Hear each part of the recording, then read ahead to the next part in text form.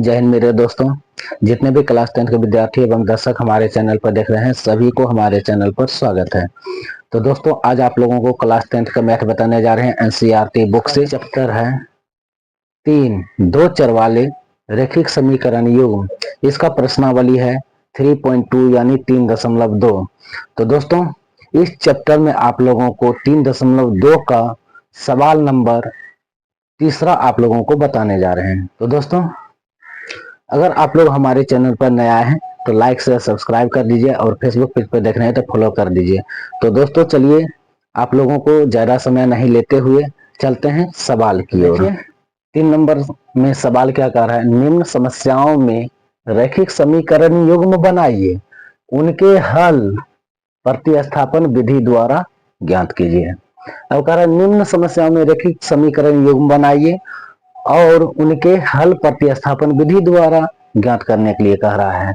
तो देखिए, तीसरा का पहला सवाल है और भी सवाल है 3 नंबर में, लेकिन हम आप लोगों को पहला सवाल बनाने जा रहे हैं, उसके बाद दूसरा सवाल बताएंगे।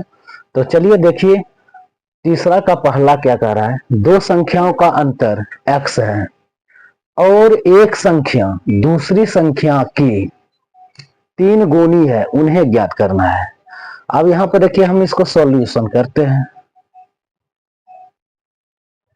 तो दो संख्याओं का अंतर 26 है। ऐसी कौन सी संख्या है जिसका अंतर 26 है? तो दोस्तों, हमें पता नहीं है कि कौन सी संख्या है। जब हमें पता नहीं रहता है तो हम एक्स वाई मान लेते हैं। तो चलिए हम इसको मानेंगे। यहां पर लिखेंगे, माना पहली संख्या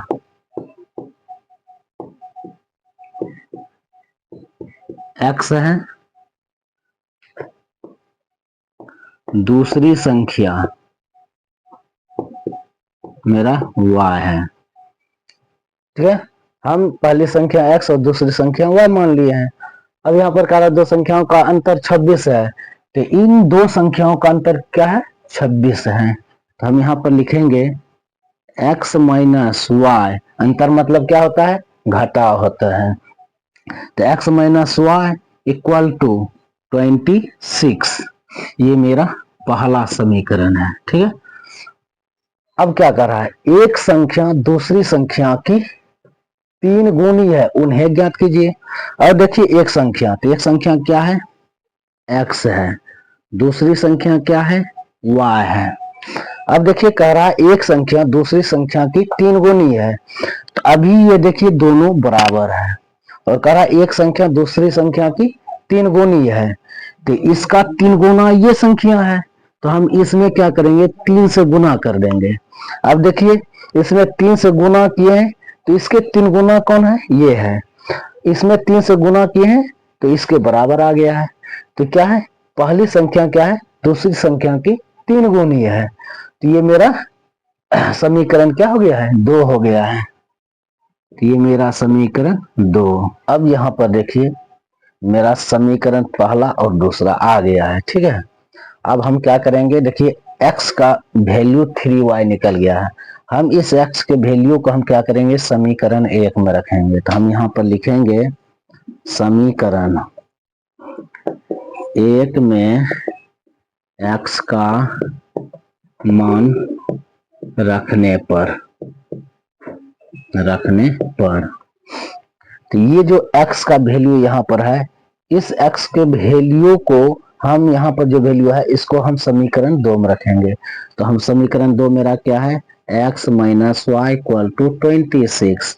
अब यहाँ पर देखिए x है, x का वैल्यू 3y है, तो हम यहाँ पर रखेंगे 3y minus y equal to 26। अब देखिए, हम क्या करेंगे? 3y में से y को घटाएंगे।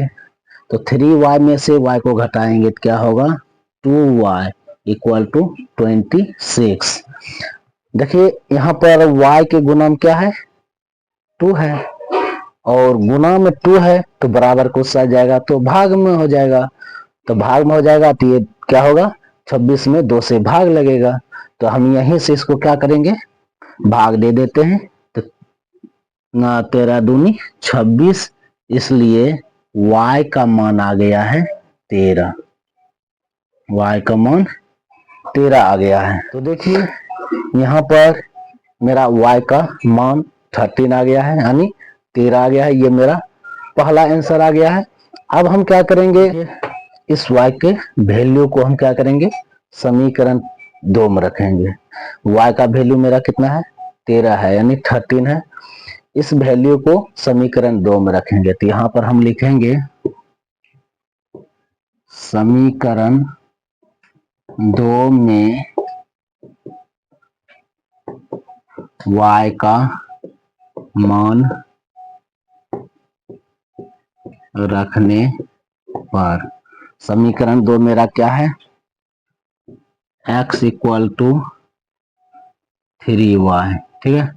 तो x इक्वल टू, अब देखिए यहाँ पर y है तो y के वैल्यू हम क्या करेंगे, 13 रखेंगे। तो 3 इंटू 13 यानी 13। अब दोनों को मल्टीप्लाई करेंगे, इसलिए x इक्वल टू 39 यानी 39। ये मेरा x का वैल्यू आ गया है। तो हमें दोनों आंसर आ गया है। एक मेरा आंसर ये है और दूसरा मेरा आंसर ये है। तो हमारे पास दोनों का आंसर आ गया है। तो दोस्तों आप लोगों को यह क्लास कैसा लगा है, आप लोग कमेंट करके हमें जरूर बताइएगा।